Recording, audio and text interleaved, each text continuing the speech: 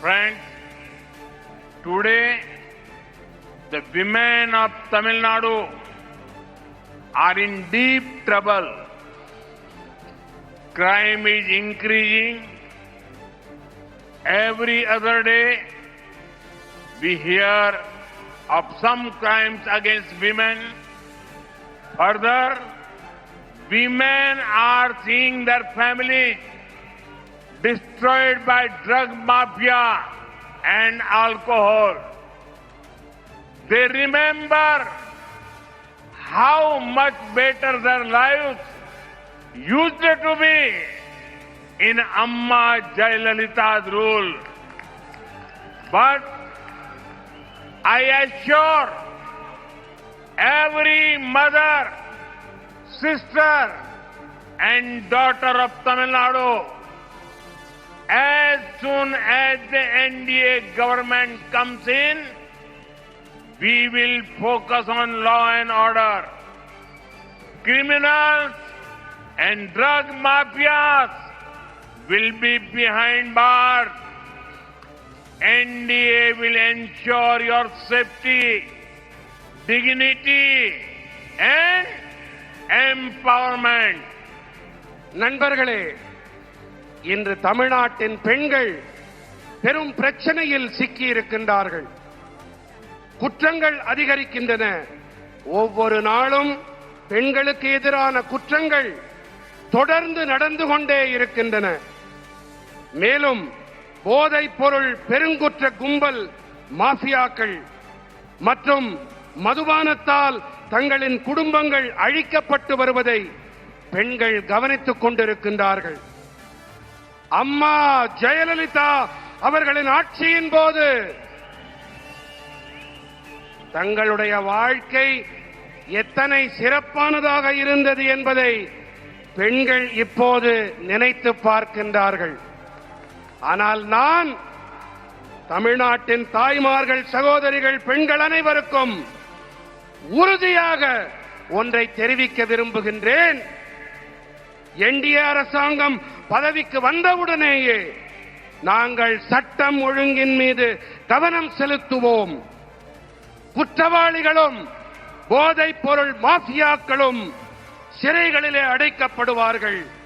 தேசிய ஜனநாயக கூட்டணி என்டிஏ உங்களுடைய பாதுகாப்பு, கண்ணியம் மற்றும் அதிகார பரவலாக்கத்தை உறுதி செய்யும்.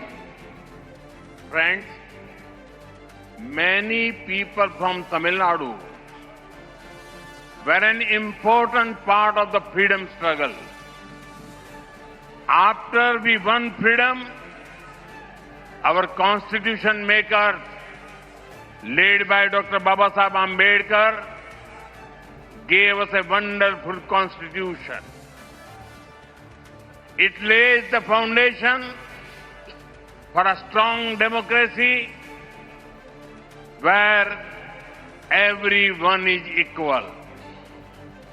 Every moment of my life, I have strived to uphold the values of the Constitution. I have been part of the movement to save our democracy during the emergency. Recently, I heard that someone from the DMK said that they do not fear me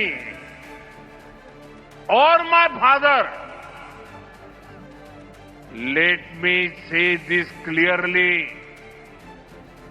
In our democracy, nobody needs to fear anyone. So, when someone say they do not fear me, they are not criticizing me. They are actually appreciating my commitment to democratic values.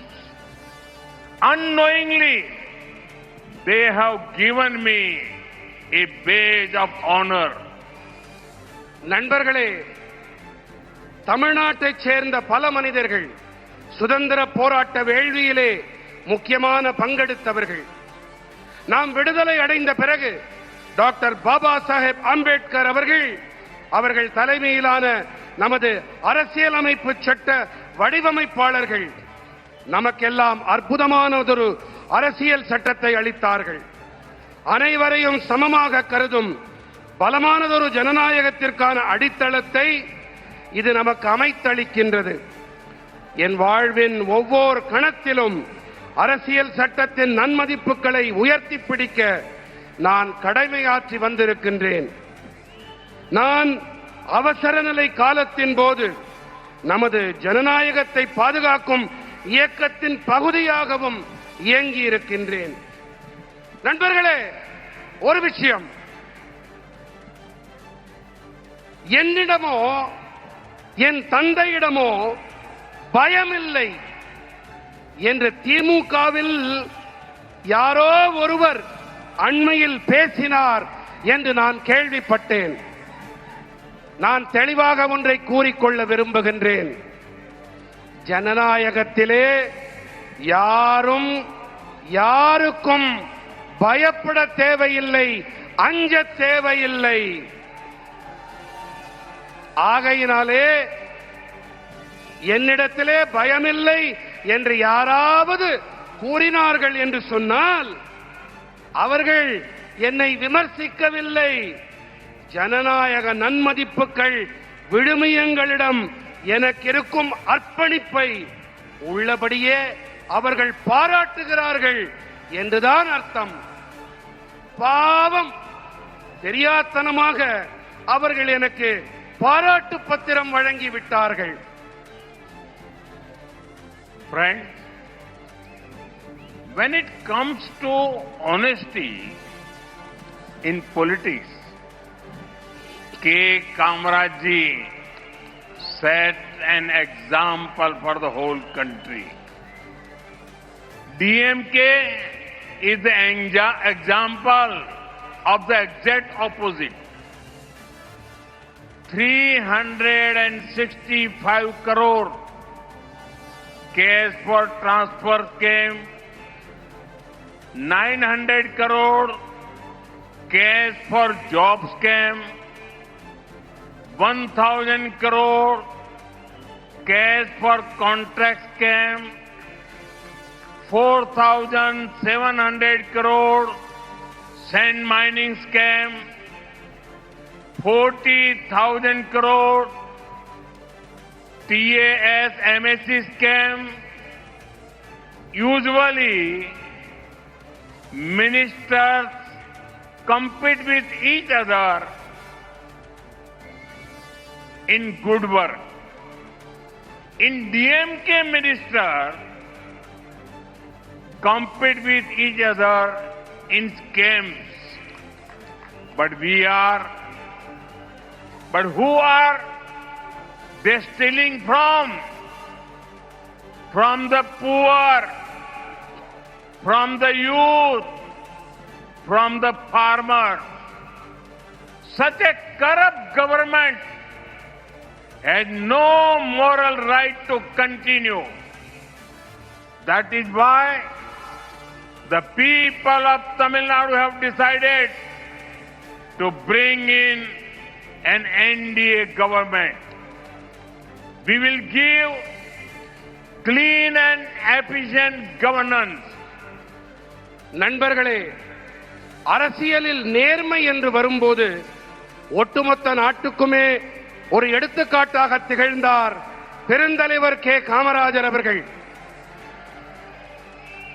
ஆனால் திமுக இதற்கு நேர்மாறாக நேர் எதிரான எடுத்துக்காட்டு.